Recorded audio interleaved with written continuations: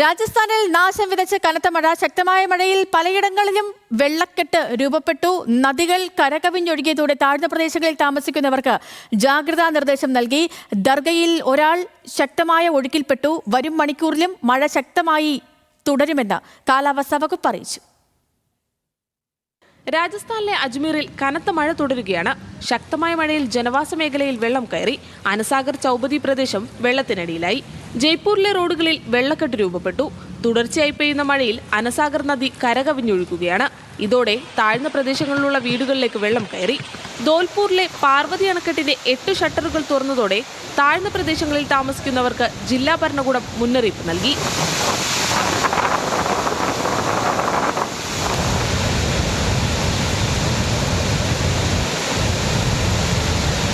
ദർഗയിൽ ഒരാൾ ശക്തമായ ഒഴുക്കിൽപ്പെട്ടു.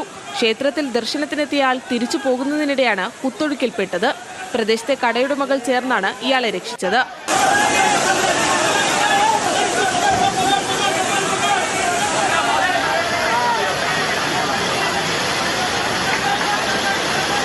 കഴിഞ്ഞ 24 മണിക്കൂറിനുള്ളിൽ രാജസ്ഥാനിലെ ഒറ്റപ്പെട്ടയിടങ്ങളിൽ ശക്തമായ മഴയാണ് ലഭിച്ചത്.